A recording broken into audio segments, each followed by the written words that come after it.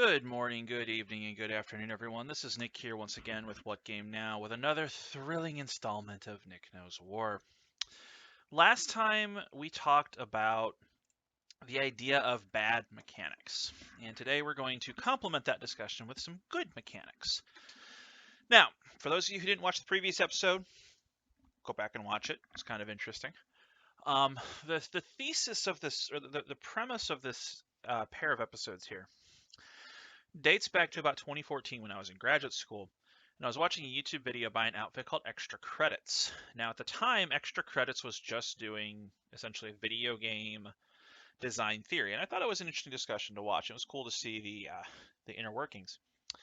And they did a fantastic episode on the idea of balancing for multiplayer. And the thesis of this episode was that whenever a game comes out and adds mechanics, those mechanics should meaningfully improve the experience of both players by increasing the number of options available to them. Their point was that a lot of companies focused on things that don't dramatically decrease options when they should be considering it from the opposite perspective. So, a good mechanic, by that definition, is one that adds to the available options. And we did talk about in the bad mechanics discussion that it needs to do it in a way that doesn't mandate specific options or strategies. We want to make sure that we have options and we're not forcing people down one particular path. So we're going to look at some examples I have of good mechanics that expand the number of meaningful choices that are available to players, both on the giving and receiving end, but also don't add any particularly undue mandated strategies. We're going to talk about a few situations where we could end up with a very bad mechanic if not watched properly and handled properly. And I find that's true of many things. A good mechanic could very easily turn sour if you're not careful. Now, I'm going to point to these examples, and you might say, well, that's an example of a bad mechanic. And it's because of that little bit of flexibility in the term here. So, without further ado, let's hop into some examples. The first example that I want to bring up is the vehicle damage system seen in Warhammer 40,000 prior to 8th edition. For those of you not familiar, currently in Warhammer, everything has a wounds characteristic, which is basically hit points. Anything can wound anything on a 6+, so it is possible to throw enough rocks and kill a tank. In previous editions, they didn't have this. Vehicles had armor ratings. When you hit them, you rolled versus the target's armor, and there was a hard cap. A number of weapons quite literally could not damage some vehicles. A main battle tank would just shrug off small arms fire because it literally couldn't damage it. And what this did is it made individual weapons differentiated, and they gave them jobs. It's a weird fact that in 8th edition 40k, one of the most effective anti-air weapons was a flamethrower. You end up with this weird crossover when anything can wound anything. And with the old vehicle damage chart, you needed anti-tank weapons to fight tanks effectively. However, these anti-tank weapons, this was before the era of multiple damage shots. Many of these anti-tank weapons couldn't do a ton of damage to troops. Characters were very difficult to snipe, although they could snipe a character pretty easily, but if you shot them into a blob of guys, you just took one guy out. And that wasn't even guaranteed in some cases, because there was no modifying to the armor save. Really heavily armored infantry could survive anti-tank fire. So what you ended up with is a situation where the addition of this mechanic now adds a new layer of strategy in that not everything can fight everything. The idea of spam doesn't really exist then because you can't do it. If you have something that doesn't have a good vehicle option, you're going to struggle against vehicles. Now, the concern here is, well, if I can't fight a vehicle, I just lose. Well, that's where they didn't go overboard. Vehicles were slow, they were plotting, they didn't score objectives for many editions, or anything else would score objectives over them, so there was an inherent weakness to fielding all vehicles. And it's worth noting that nearly every unit had at least some anti-tank option. It was just a matter of how good it was. Grenades, for example, the vehicle melee rules are another good example of just because you didn't bring an anti-tank weapon didn't mean you couldn't fight it. You could. It's not that you couldn't win against it by any stretch of the imagination. In fact, in many cases in these editions, vehicles were so underpowered they didn't see play. So we get a very interesting dynamic here where they did it in a way that you had an added strategy of now your weapons, you have to make some choices, but without mandating people, okay, well now you have to take these anti-tank weapons or you don't, or if you don't, you lose the game. On the receiving end, it made your unit versus unit choices far more impactful for both players. You now have a new thing to consider. Well, if they're in a transport, I can't get to them until they get out of the transport because I don't have a good anti-tank weapon. But if I put a squad with a good anti-tank weapon, I'm going to lose some effectiveness when I get to fighting the troops. Decisions. Is there a right answer? Not necessarily, but you're presented with a variety of, valid choices. And it added, in my opinion, to the game. Go look at, say, the Horus Heresy, for example, and vehicles don't dominate that game because anything is capable of killing a vehicle. It's just a matter of how efficiently. The difference is it wasn't a math problem. It wasn't like, oh, well, if you just roll enough sixes, eventually you'll kill it. No, you literally can't hurt it in some cases. Moving away from 40K, another good example, I think, is the mission system that we've seen in Heavy Gear Blitz if you've watched our games. This is a simple addition that says there are no missions in Heavy Gear. There's no scenarios. You build your own mission objectives based off of the units you took in your army. Now, where this very clearly adds a new layer of list construction here. There's no cost to your opponent. Your opponent gets theirs, you get yours. It's not like you do this and your opponent now can't do certain things. But at the same time, you still have options. It's not mandating you to take a certain objective. It's not like, oh, well, I didn't build my army with this in mind, I'm screwed.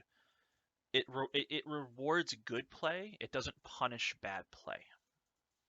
If you make a mistake and don't think about it, it's not going to punish you for it. But if you think about it, it's going to reward you for it. And I think that might be a good approximation here is good mechanics are ones that reward you for thinking about it, while bad mechanics are ones that punish you for not thinking about it, at least when it comes to the ones with decisions. The vehicles are a good example. If you thought about it, you could very effectively manage your opponent's vehicle forces. But on the same time, if you have vehicles, you could manage where they were going. If you didn't think about it, you at least had some recourse. Wasn't a very good one, but I mean, you were still in the game. It wasn't going to end your game because, like, oh no, my opponent has a tank and I can't kill it. Yeah, just charge it. It can't kill enough guys on the way in. Or if it's going to camp an objective, who cares? It's one model. My tactical squad outscores it. Continuing with our good examples, Warcaster. I am usually someone who universally hates summoning mechanics, and I'm surprised Privateer Press, of all things, came up with a summoning mechanic that I think actually works. First off, it expands your options because now your models are not finite. Well, functionally not finite. If you lose a squad, you're not like, oh no, I'll never get them back. You just summon another one. So more aggressive strategies, more explosions, more bodies. Those strategies open up. You don't have to play super conservative. So that's good. You're now opening up new strategies. All right.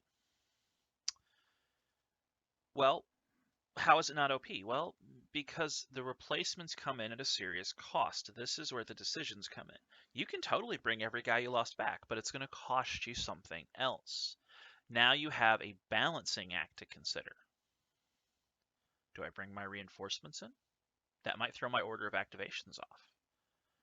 That might throw something else off. All of these things are now things to consider. And on the opponent's side, the way that the reinforcements work by itself allows counterplay because unlike a lot of other games which summon early in the turn, summoning is the last thing that you do in a turn. Meaning that as the opponent, instead of like AOS is a good example of their summoning mechanic, you summon during the hero phase for the most part, and then those units are fully operational. You as the opponent have no recourse to engage with that. In many cases, there's not even dice rolls or things you can do to stop the summoning. It's just, oh, my opponent summons a unit and trashes a bunch of stuff, and again, it's one of those you have to prepare for it, or else it's going to be very impactful. See my example up there at the vehicle damage. It didn't reward your opponent for playing well, it punished you for playing poorly. Now you might say, oh, well, you played poorly, play better. Do you need mechanics in there that do that? Can't you just take the other side? But with Warcaster, the reinforcements come in at the end. You have a full turn to engage those reinforcements before they will do anything. You know what? I think that's a good thing. It's expanded the game. Now the player using it has access to new hyper-aggressive strategies. And while it doesn't necessarily enhance the other player's experience, it doesn't reduce them either.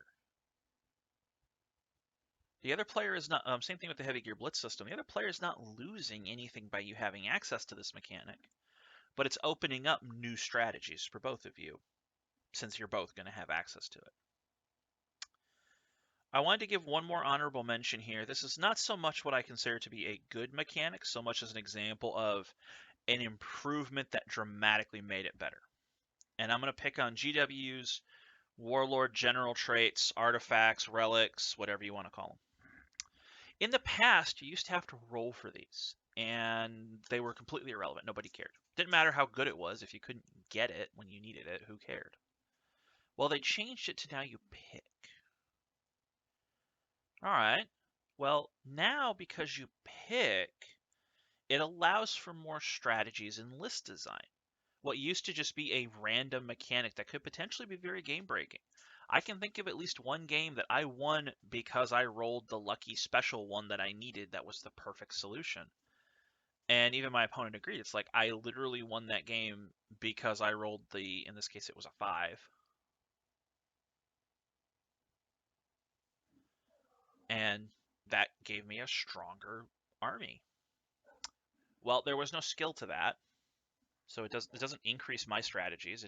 There was a thing.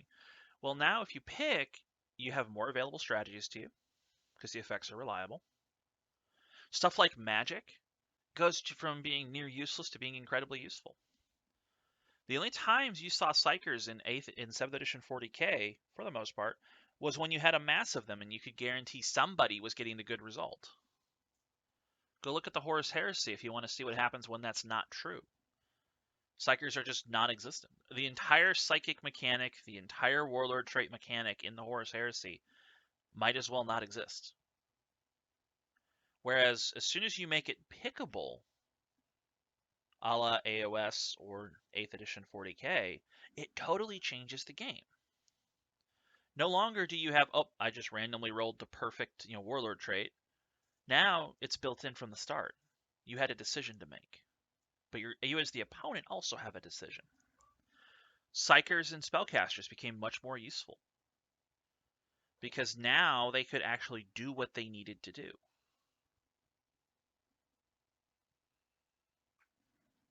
So just to kind of summarize my point here at the end, not with all of these, there's some kind of out for it.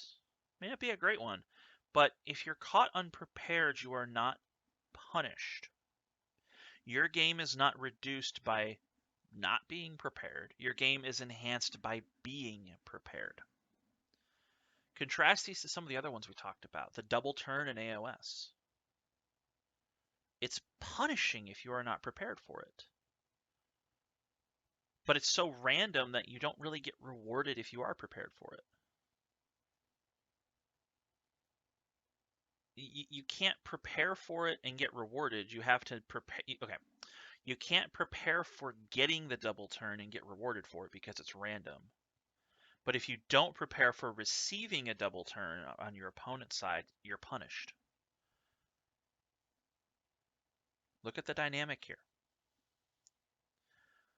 Look back at the Captain Victoria Haley example. She literally said, you play a melee army, your stuff doesn't work. You are punished because of this mechanic. They are not rewarded because of its presence. They don't gain anything by having that. Aside from, well, if my opponent can't move, I just get more ranged options. So that's going to conclude our video on this. It's kind of a short series. It's just something to think about. And when we talk about games, like, you know, really look at this and say, is this adding to the game, or is this taking away from somebody else? Okay, and then ask yourself, if I'm not prepared for this mechanic, has my game been reduced? Now, of course, there's a spectrum here. You can make the argument that any dice mechanic is a bad mechanic because you get punished for it if you're not prepared for bad dice. That's true. So this isn't a hard set of things. It's more of a spectrum. Like, oh, okay, here, this is okay, here, this is not. There's some degree of this that's acceptable. What you might find a bad mechanic, maybe I don't, or vice versa. I may see a bad mechanic you're totally okay with. I know a number of people who are fine with AOS's double turn mechanic. It's kind of that spectrum, though. At what point do you consider there to be insufficient counterplay? So, guys, that's been Nick here with What Game Now. Not sure what we're going to be doing next week. We'll see what happens. Other than that, guys, catch you later. Hey, this is Dave. If you like what we're doing here at What Game Now, go ahead and click on one of the videos which should be on either side of me, or click right in the middle and go ahead and subscribe to the channel. Don't forget to hit the bell once you subscribe so that you know when we have new videos. Please go ahead and share us with your friends. Let everybody know that we're here. Thank you for watching, and thank you for all of our subscribers already. And we look forward to bringing you more content every chance that we get.